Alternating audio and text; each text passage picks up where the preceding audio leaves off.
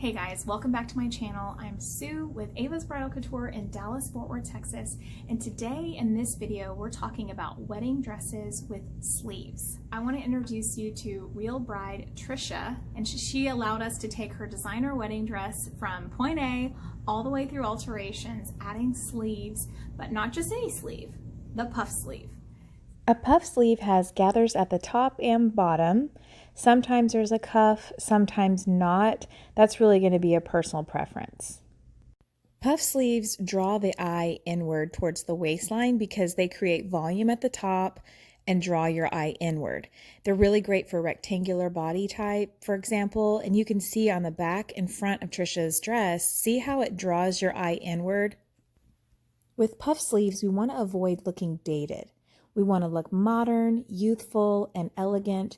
We do that by making sure that the fabric is right, especially in a unique fabric like Mikado, which is the inspiration dress here in this video. I've also linked a couple others as well. You want to go ahead and order that fabric the same time you order your dress so everything matches.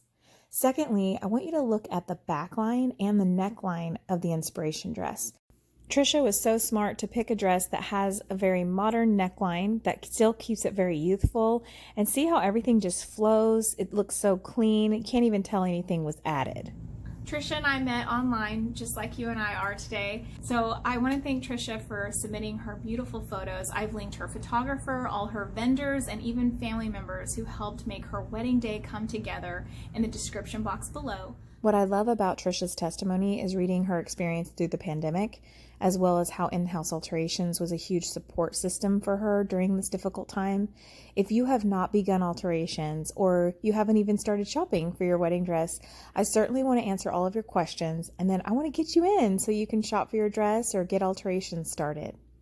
I've also included the designer of her dress so you can see the before and the afters, as well as a few of my favorite dresses that have the same inspiration with the fabric and the styling, so that we can do some digital before and afters today in this video. If you like this feature video and the before and afters, go ahead and give me that thumbs up, hit that subscribe button. We do a new video every single Wednesday at 6 p.m.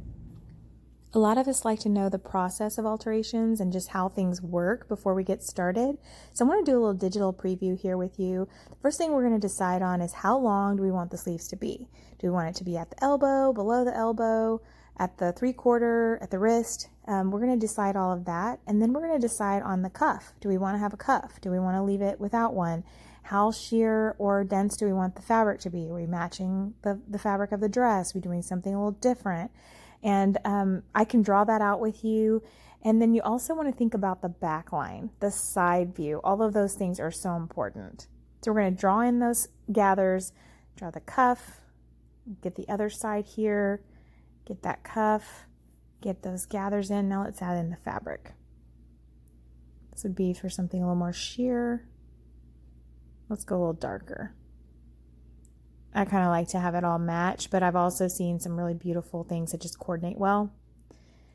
Blend that in. Okay, there you have it. We'll definitely spend more time trying on our patterns in store, and I always say try it before you buy it. If you're wondering how to choose a seamstress, I always say work with seamstresses that have their own patterns for you to try on, who have examples of their work, who communicate well, and who are super organized and clean. Now let's talk about lace and other types of necklines that you may have fallen in love with. Can you still add the puff sleeve? Even if you have lace sleeves like this one, we will clip it here, bring all of this down, add in the puff sleeve in the fabric that matches and it looks young and appropriate. Bring all this down and drop it. See how we can take even a neckline that's already off the shoulder or one that is not, and still make all of this pull together really, really well. So don't be afraid, and if you have the right seamstress, you can definitely get this done. Tricia and Winston, thank you again so very much. I absolutely loved sharing your story, and I know that you are going to inspire so many brides by what you have put together here in your dress. Tricia, you have an amazing eye for details, design, how you put yourself together, and I loved your wedding day. It is absolutely modern, elegant, chic, and the love and romance that I see in your photos and in your dress are such an expression of you. And thank you for watching this feature video. I hope that you learned some things and feel inspired to get out there and personalize your wedding dress. And if you have any questions, just reach out to me. Otherwise, I'll be hanging out with you in other videos on our channel. Don't forget to subscribe, and I'll see you in the next video.